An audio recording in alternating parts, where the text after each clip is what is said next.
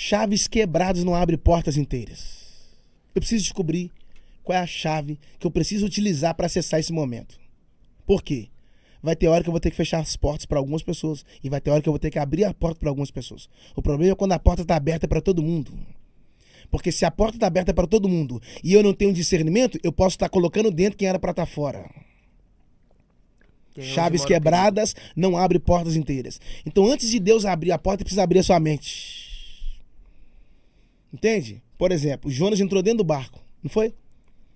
O dono do barco vendeu o ingresso pro Jonas sem saber quem ele era. Ele era um fugitivo, mas o dono do barco não sabia. E por que Jonas entrou dentro de um barco? Porque para um fugitivo qualquer barco serve. Ele mesmo pagou a passagem e entrou para dentro do barco. O que eu aprendo? Ele mesmo que comprou a passagem. O que eu aprendo? Que quando você faz a rota, quem paga a passagem é você. Mas quando Deus faz a rota, quem paga a passagem é ele.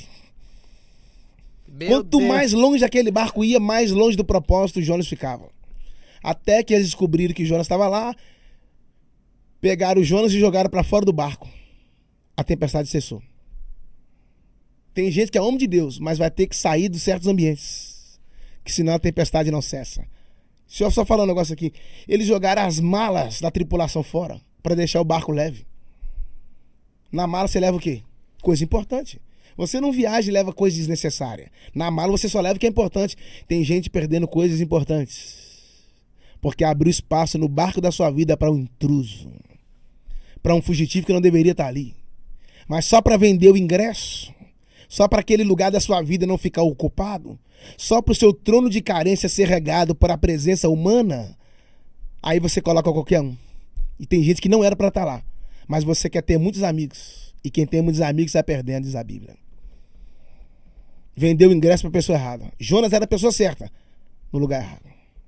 Quem tem muitos amigos sai perdendo. Cara, essa é forte. Quem se preocupa em ter muitos amigos, eu quero ser rodeado de amigos. Na verdade, está se prejudicando. Porque na verdade ele vai ter muita gente, mas não vai ter muitos amigos. Porque você tem que ser amigo de todos, mas sabe que nem todos serão seus amigos.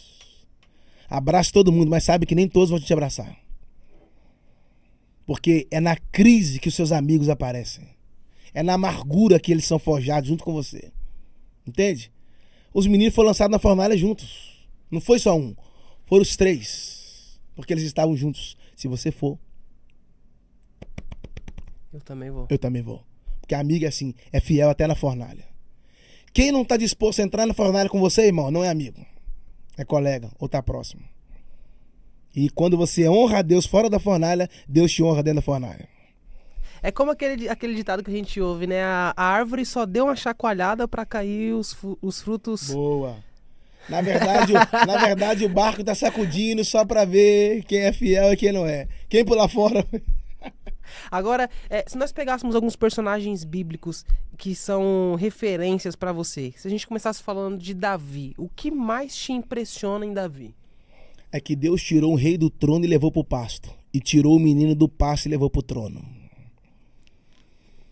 Meu Deus. Porque quando você aguarda a hora de Deus, não importa onde você tá, e se é onde Deus pode te colocar. O Davi era pequeno, mas o chamado dele era grande. Ele não começou rei, ele começou servo. Entende? Então é melhor começar servindo e terminar promovido do que começar promovido e terminar. Entende? Uau. Davi é incrível, porque quando Davi trouxe a Arca da Aliança, isso é muito forte. Ele trouxe a Arca e ele começou a celebrar. Sim. E o texto diz que Israel celebrou com ele, mas a mulher dele não. Uau. Então vai ter gente que vai estar na mesma aliança, mas não vai estar na mesma celebração, cara. E é na sua celebração que você vai ver a vibe de muita gente.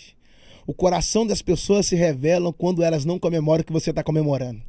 Ela da janela olhou e começou a xingar ele, a reclamar dele. Sabe por que ela reclamou? Porque ela estava em lugares altos. Mas quando Davi entrou para dentro de casa e ela começou a falar com ele, Deus feriu Mical e se tornou estéril. Resumindo, nunca taque pedra no ministério frutífero. Você pode terminar estéril.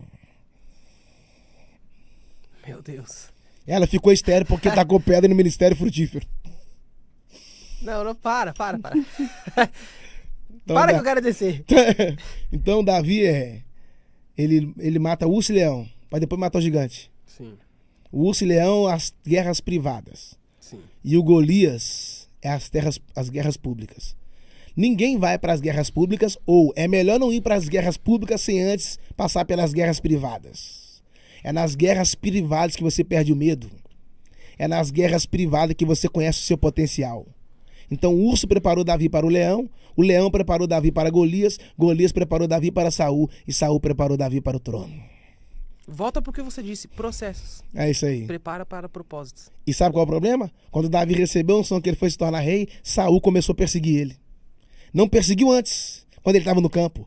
Não perseguiu antes, quando ele matava urso. Mas quando Davi estava indo para o trono, Saul começou a perseguir. Porque o problema não é quando você nasce. O problema é quando você cresce. Meu Deus. Quando você está começando, você não incomoda ninguém, mas quando você cresce... Se você não quer ter inimigo, não quer ter perseguição, se você não quer tomar pedrada, se você não quer ser perseguido, irmão, não cresça não. Continue no nível que você tá, porque o dia que você crescer, pode se preparar. Pessoas de perto vão começar a te perseguir. E serão as de perto. Isso aí. As de longe às vezes até te admiram, mano. As de perto que é o problema. Eles não estão acostumados a ver aquilo. Por quê? Eles te conhecem desde o começo, né? Eles sabem qual foi o seu começo. Por quê? Toda grande árvore um dia foi uma pequena semente. O que eu mais amo falar é sobre semente. Toda semente dentro dela tem uma árvore. O que você será no futuro, você é hoje em forma de semente. Toda vez que você come uma semente, você deixa de ser um semeador e passa a ser um devorador. Quando você come uma semente, você aborta uma colheita, irmão. A colheita que você tanto espera está dentro da semente que você tanto despreza. Semente não foi feita para comer. Por isso Deus não põe semente em pratos. Porque a Bíblia diz que Deus dá semente ao que semeia. Sim ou não? Sim. Por que semente ao que semeia e pão para quem tem fome? Porque se ele dá semente para quem tem fome, ele vai confundir semente com alimento. E semente você não come, semente você planta. E o alimento você não planta, o alimento você come. Não confunda semente com talento. Por quê? A semente você planta. E o talento você desfruta. O que aquele homem fez? Um recebeu 5 talentos, não foi? Sim. O outro recebeu 2. O outro recebeu 1. Está no texto. Cada um recebeu segundo a sua capacidade. Não tem inveja dos talentos dos outros. Cada um recebeu segundo a sua capacidade. O que tem 5 talentos tem capacidade de ter 2 e ter 1. O que tem 2 talentos tem capacidade de ter 2 e ter 1. E o que tem 1 talento só tem capacidade de ter 1. O que tem 5 sabe trabalhar com 2. Também sabe trabalhar com 1. O que tem 2 sabe trabalhar com 2 e também sabe trabalhar com 1. Mas o que tem 1 só sabe trabalhar com 1. Ele ficou com medo. Cavou um buraco e enterrou o talento. Porque ele ficou com medo de perder. O medo rouba a sua oportunidade. Não permita que o medo afaste você do seu real propósito. Ele cavou um buraco e enterrou o talento. Qual a diferença do medroso para o talentoso? É que o medroso enterra o talento e expõe o medo. O talentoso enterra o medo e expõe o talento. Me fala o que você está expondo, eu vou falar qual é o seu sentimento.